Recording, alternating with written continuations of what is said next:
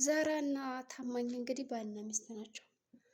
ባልና ሚስት እንደመሆናቸው ግን ዛራ ከትዳሯ ላይ ሌላ ትዳር ይዛ እንግዲህ እየማገጠችበት ነበረ። እንዲሁም ደግሞ ከትዳር ላይ ትዳር ይዛ ጭራሽ ደግሞ ይባስ ብላ ታማኝ የሚባለውን ባለቤቷን እንደውም እጅና እግሩን አስራ ከአንድ መኝታ ክፍል እንግዲህ ቁጭ አድርጋ ከውሽማዋ ጋር ስትመገጥበት ነበር ፊት ለፊቱ። ያሳዝናል። እንግዲህ ታማኝም በጣም ይቀጠላል። ታማኝ የሚባለው ጭራሽ ሚስቱ የማገጠችበት ከገንዛ ጓደኛው ከአብሮ አደጉ በጣም የቅርቤ ሰው ከሚለው ነው።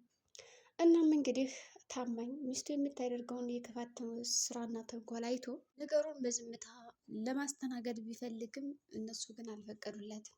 ታዲያ በዚህ መካከል የቤት ሰራተኛዋ ስዊት አለች። ስዊት እንግዲህ ለታማኝ ታዝንለታለች፣ እንክብካቤም ታደርግለታለች። በዚህ መካከል ታዲያ ታማኝ ለምንድን ነው ግን ይሄን ያክል የምትጨነቅልኝ? ለኔ ምን ነው ተመቸቸሽ ነው እንዴ? በማለትም ጠይቋን ነበር። ስዊት ግን አዎ ተመችተኛል ብላ በግልጽ ለመናገር አልደፈረችም። ሆኖም እኔ ግን እንዳንቺ ካዲ አይደለሁም፣ ለማንኛውም ተመችተሽኛል፣ በሁሉም ነገር ከጎኔ ስለምትሆኝና ስለምትንከባከቢኝ እንዲሁም ደግሞ ዛህራና ያውሽሟ ሊጎዱ ሲሉ ራሱ ከመከራ እንዲሁም ደግሞ ከችግር ስላደንሽኝ አመሰግናለሁ ይልና እንደሚወዳትና እንደተመቸችው በግልጽ ይነግራታል። ስዊት ታዲያ በዚህ መካከል አንተ አሁን ባለትዳር ነህ፣ ስለዚህ እኔ እንደዚህ የማለት መብት የለም በማለት እንግዲህ ታናግረዋለች። ታማኝ ግን ዛህራ ለእኔ ሞታለች፣ የሞተችውም እንዲሁም ደግሞ ሚስቴ ያልሆነችው ያኔ ከጓደኛዬ ጋር ስትባለግ ነው ይላታል። ቢሆንም ስዊት ይህ ነገር አልተዋጠላትም። አይ መጨረሻዋን ሳላይማ እኔ ከአንተ ጋር እንደዛ አይነት ውስጥ መግባት አልፈልግም የሚል አቋም ስላላት በልቧ ይልቅ መጀመሪያውን የሚስትን ነገር ጨርስና ከዛ በኋላ የምትናገረውን ነገር ትናገራለህ በማለት እንግዲህ ጥለውም ትሸሻለች ከመንገዷ። እናም ስዊት እህት አለቻት። እህቷ ያው ታማኝን ካየችው በኋላ ያውም ደግሞ ከመከራ እንዲሁም ደግሞ ከታገተ ቤት አውጥታ ወደ እህቷ ቤት ነበር ይዘው ሄደች። እንግዲህ ስዊት ማለት ነው። በዛ መካከል እንግዲህ የስዊት እህት ያው ከጽናት ድራማ ላይ ያለችው እንግዲህ ኒና ናት። ከዚህ ገና አዲስ ነው ድራማው፣ ስለዚህ ስሟ ሊገባኝ አልቻለም። ለማንኛውም ጸይሟ ብያታለሁ። ለማንኛውም ጸይሟ፣ ይህ አሪፍ ስም ይኖራታል ብዬ አስባለሁ። አይ ጸይሟ አይደለም፣ ቀጣይ አታስቡ፣ እኔ ትክክለኛ ስሟን ይዤላችሁ እመጣለሁ። እና ታማኝን ወደዋለች በግልጽ ለስዊቲ። ይሄ ታማኝ የሚባል ሰው በጣም ያምራል፣ ሸበላ ነው፣ ቆንጆ ነው፣ ረጅም ነው እያለች እንግዲህ ለስዊት መናገር ጀመረች። ስዊት ታዲያ ስለ ታማኝ ቆንጅና ስታደንቅ ብዙም አልወደደችም። ምክንያቱም እሷ ራሱ ትልቅ ቦታ አላት፣ ግን ደግሞ አልነገረችውም ለታማኝ። ታማኝ ነው በግልጥ ቢነግራትም እሷ እንደዛ አላደርግም የሚል አመለካከት ስላላት እንዲሁም ደግሞ ከሚስቱ ጋር ያልጨረሰው ነገር ስላለ ከሚስቱ ጋር የጨረሰውን ነገር ጨርሶ ከዛ ወደ እኔ የሚመጣ እቀበለዋለሁ የሚል አቋም ስለነበራት እንዳላወቀች አድርጋ ነገሩን ደበስበስ የማድረግ እንግዲህ ችሎታዋ የታወቀ ነው። ስለዚህ እህቷ እንደዛ እያለች ስትናገር በእርግጥ አሁን የስዊቲ እህት አይደለችም፣ ያክስቷ ልጅ ናት። ነገር ግን ልክ እንደ እህት ነው የሚተያዩት።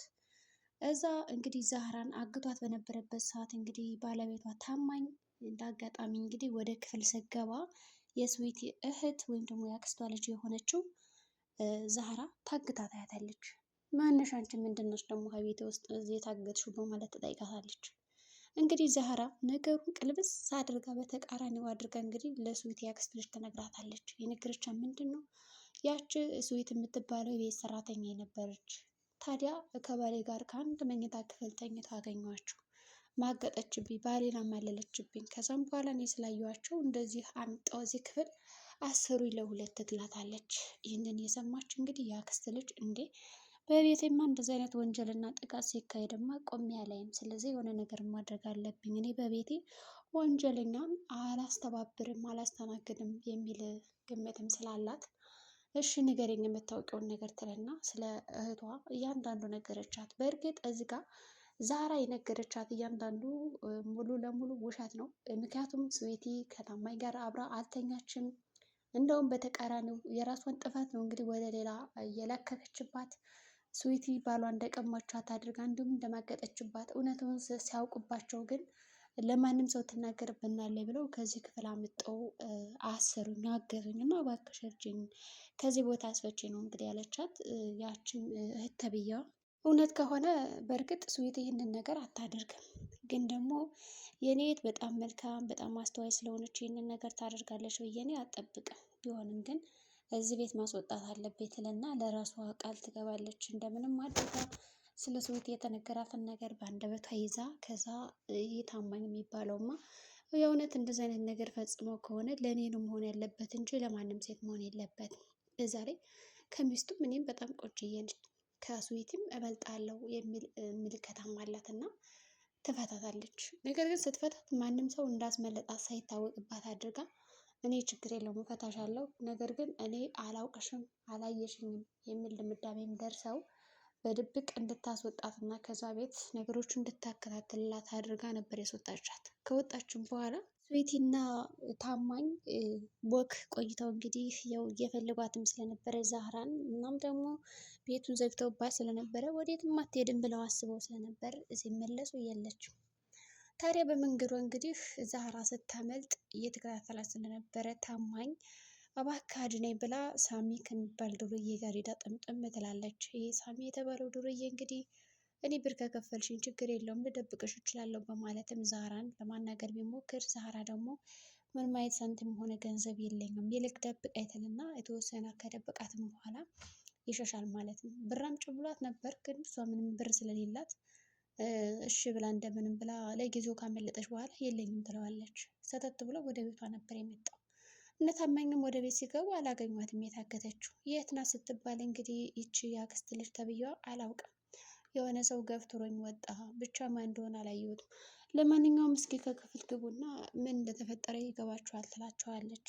ስዊት የተባለችው ወዳ እንግዲህ ክፍሉን ስታይ ባዶ ነው ያ ክፍል። እንዴ እንዴት ሊሆን ይችላል? ለምንድን ነው የረዳሻት እንድታመልጥ? እኛ እኮ ያገትናት በጣም መጥፎ ሰውና ክፉ ሰው ስለሆነች ነው ትላታለች።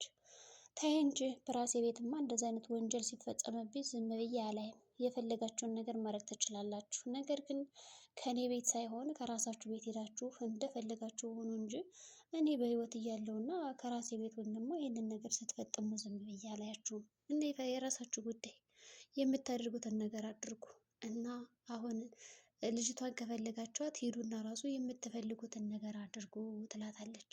እንግዲህ ስዊቲ በጣም ትናደድና ከአክስቷ ልጅ ጋር ድብድብ ትገጥማለች። በጣም እልህ ውስጥ ገባች። ለመደባደብ ሞከረች። በዚህ መካከል እንግዲህ ታማኝ ሁለቶችን እህታማች ጭቅጭቅ እንዲሁም ደግሞ ጠብ የሰማ ምን ሆናችሁ ነው ብሎ ወደ ሳሎን ሲመጣ ሁለቶቹ በቦክስ ተያይዘዋል። እንዴ ምን እየተካሄደ ነው ይላቸዋል። እነሱ አረ ምንም በማለት ነበር እንግዲህ ጉዳዩን የመለሱለት። እሱ ግን ምንምማ አትሉኝም፣ በእርግጠኝነት የሆነ ነገር ተፈጥሯል፣ ተከስቷል፣ ምንድን ነው ይላቸዋል። እሷነት ያስፈታቻት ትለዋለች። በዚህ መካከል በጣም ይናደድና ተረጋጉ ይላቸዋል። እንግዲህ ብሬን ካልሰጠሽ በማለት እዛ ክፍል ገብታለች። ከዛ እንግዲህ ውሽማዋንም የት ነው ብለው ጠይቀው ስለነበር እሱ አላውቅም ይላታል። ምንም ቢሆን ካያት በኋላ ዛህራ ወደ ቤት ተመልሳ በሩን ክፈቹ ሲላት አልከፍትም ብላ ነበር። ግን በሳሚ እርዳታ እንደምንም አድርጎ ያንን በር እንድከፍተው አድርጓታል።